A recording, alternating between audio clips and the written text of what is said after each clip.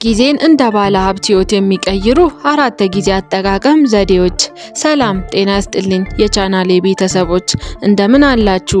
ሁላችንም አንድ የጋራ ሀብት አለን፣ እሱም ጊዜ ነው። በዓለም ላይ ያለው እጅግ በጣም ሀብታም ሰውም ሆነ እኛ በቀን ውስጥ ያለን እኩል 24 ሰዓት ብቻ ነው።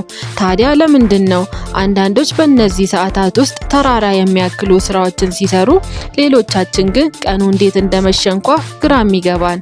ዛሬ ጊዜያችሁን በቁጥጥራችሁ ስራ ውላችሁ ውጤታማ እንድትሆኑ የሚረዱ 4 ሳይንሳዊና ቀላል ዘዴዎችን እነግራችኋለሁ። እስከ መጨረሻው አብራችሁን ቆዩ። የመጀመሪያውና ዋነኛው ዘዴ የ80 በ20 ህግ። የመጀመሪያውና ዋናው ሚስጥር የ80 በ20 ህግ ነው። ይህ ህግ ምንድነው? 80% ውጤታችን የሚመጣው 20% ከምንሰራቸው ስራዎች ነው።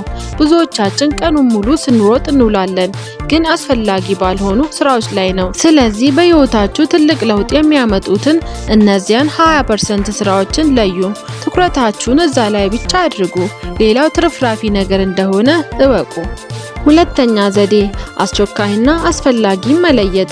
ሁለተኛ ነጥብ ነገሮችን ቅደም ተከተል ማስያዝ ነው። ብዙ ጊዜ የምንሸወደው አስቸኳይ የሚመስሉ ግን ጥቅም የሌላቸው ነገሮች ላይ ነው። ለምሳሌ የስልክ ሜሴጅ መመለስ አስቸኳይ ሊመስል ይችላል፣ ግን ለወደፊት ህይወታችሁ አስፈላጊ ላይሆን ይችላል። ስለዚህ በየቀኑ ጧት ስትነሱ እነዚህን 2 ጥያቄዎችን ራሳችሁን ጠይቁ። አንደኛ፣ ዛሬ የግድ መከናወን ያለበት ስራ የትኛው ነው? ሁለተኛ፣ ዛሬ ባልሰራው ምንም የማይለወጥ ስራ የትኛው ነው?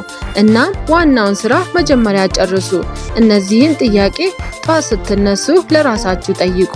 ከዛ የግድ መከናወን ያለበትን ስራ ጨርሱ። ሶስተኛ ዘዴ የስልክና የሶሻል ሚዲያ ቁጥጥር። ይህ ለሁላችንም ፈተና ነው። ስልካችን የጊዜ ገዳያችን እየሆነ ነው። አንድ ኖቲፊኬሽን አይተን ስልካችንን ስንከፍተው ሳናውቀው 1 ሰዓት በቲክቶክ ወይም በፌስቡክ ይባክናል።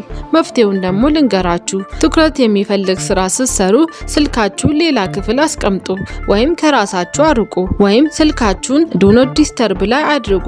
አስታውሱ ውዶችዬ፣ እናንተ ስልኩን እንጂ ስልኩ እናንተ ሊይዛችሁ አይገባም። አራተኛውና የመጨረሻው ዘዴ አይ ማለትን መለማመድ። አራተኛውና ከባዱ ነጥብ አይ ማለት ነው። ሰውን ሁሉ ደስተኛ ለማድረግ እሺ ካልን ለራሳችን አይ ያልን እንደሆነ አንርሳ።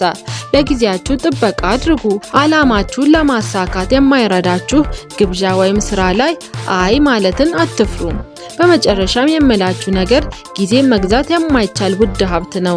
ዛሬ የተነጋገርንባቸውን ነጥቦች በተግባር መለማመድ ከጀመራችሁ በአጭር ጊዜ ውስጥ የህይወታችሁ ለውጥ ይገርማችኋል።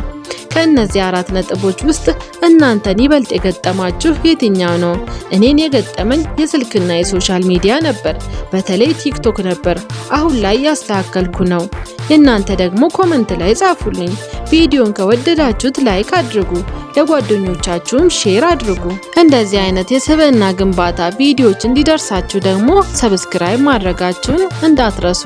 በቀጣይ ቪዲዮ እስክንገናኝ ቻኦ። ጊዜን እንደ ባለ ሀብት ህይወት የሚቀይሩ 4 የጊዜ አጠቃቀም ዘዴዎች። ሰላም ጤና ይስጥልኝ የቻናሌ ቤተሰቦች እንደምን አላችሁ? ሁላችንም አንድ የጋራ ሀብት አለን፣ እሱም ጊዜ ነው።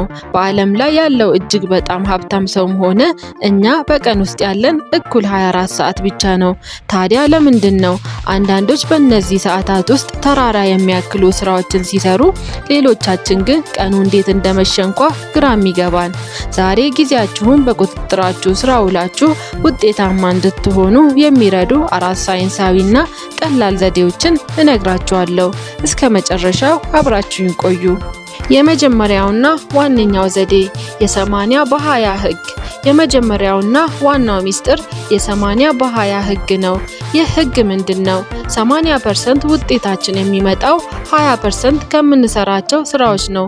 ብዙዎቻችን ቀኑን ሙሉ ስንሮጥ እንውላለን፣ ግን አስፈላጊ ባልሆኑ ስራዎች ላይ ነው። ስለዚህ በህይወታችሁ ትልቅ ለውጥ የሚያመጡትን እነዚያን 20% ስራዎችን ለዩ። ትኩረታችሁን እዛ ላይ ብቻ አድርጉ። ሌላው ትርፍራፊ ነገር እንደሆነ እወቁ። ሁለተኛ ዘዴ አስቸኳይና አስፈላጊ መለየት። ሁለተኛ ነጥብ ነገሮችን ቅደም ተከተል ማስያዝ ነው። ብዙ ጊዜ የምንሸወደው አስቸኳይ የሚመስሉ ግን ጥቅም የሌላቸው ነገሮች ላይ ነው። ለምሳሌ የስልክ ሜሴጅ መመለስ አስቸኳይ ሊመስል ይችላል፣ ግን ለወደፊት ህይወታችሁ አስፈላጊ ላይሆን ይችላል። ስለዚህ በየቀኑ ጧት ስትነሱ እነዚህን ሁለት ጥያቄዎችን ራሳችሁን ጠይቁ። አንደኛ፣ ዛሬ የግድ መከናወን ያለበት ስራ የትኛው ነው? ሁለተኛ፣ ዛሬ ባልሰራው ምንም የማይለወጥ ስራ የትኛው ነው? እናም ዋናውን ስራ መጀመሪያ ጨርሱ። እነዚህን ጥያቄ ጧት ስትነሱ ለራሳችሁ ጠይቁ። ከዛ የግድ መከናወን ያለበትን ስራ ጨርሱ። ሶስተኛ ዘዴ የስልክና የሶሻል ሚዲያ ቁጥጥር። ይህ ለሁላችንም ፈተና ነው። ስልካችን የጊዜ ገዳያችን እየሆነ ነው። አንድ ኖቲፊኬሽን አይተን ስልካችንን ስንከፍተው ሳናውቀው 1 ሰዓት በቲክቶክ ወይም በፌስቡክ ይባክናል። መፍትሄውን ደግሞ ልንገራችሁ። ትኩረት የሚፈልግ ስራ ስትሰሩ ስልካችሁን ሌላ ክፍል አስቀምጡ፣ ወይም ከራሳችሁ አርቁ፣ ወይም ስልካችሁን ዱ ኖት ዲስተርብ ላይ አድርጉ። አስታውሱ ውዶችዬ፣ እናንተ ስልኩን እንጂ ስልኩ እናንተን ሊይዛችሁ አይገባም። አራተኛውና የመጨረሻው ዘዴ አይ ማለትን መለማመድ። አራተኛውና ከባዱ ነጥብ አይ ማለት ነው። ሰውን ሁሉ ደስተኛ ለማድረግ እሺ ካልን ለራሳችን አይ ያልን እንደሆነ አንርሳ። ለጊዜያችሁ ጥበቃ አድርጉ። አላማችሁን ለማሳካት የማይረዳችሁ ግብዣ ወይም ስራ ላይ አይ ማለትን አትፍሩ። በመጨረሻም የምላችሁ ነገር ጊዜ መግዛት የማይቻል ውድ ሀብት ነው። ዛሬ የተነጋገርንባቸውን ነጥቦች በተግባር መለማመድ ከጀመራችሁ በአጭር ጊዜ ውስጥ የህይወታችሁ ለውጥ ይገርማችኋል። ከእነዚህ 4 ነጥቦች ውስጥ እናንተን ይበልጥ የገጠማችሁ የትኛው ነው? እኔን የገጠመኝ የስልክና የሶሻል ሚዲያ ነበር። በተለይ ቲክቶክ ነበር። አሁን ላይ ያስተካከልኩ ነው። የእናንተ ደግሞ ኮመንት ላይ ጻፉልኝ። ቪዲዮን ከወደዳችሁት ላይክ አድርጉ፣ ለጓደኞቻችሁም ሼር አድርጉ። እንደዚህ አይነት የስብዕና ግንባታ ቪዲዮዎች እንዲደርሳችሁ ደግሞ ሰብስክራይብ ማድረጋችሁን እንዳትረሱ። በቀጣይ ቪዲዮ እስክንገናኝ ቻኦ።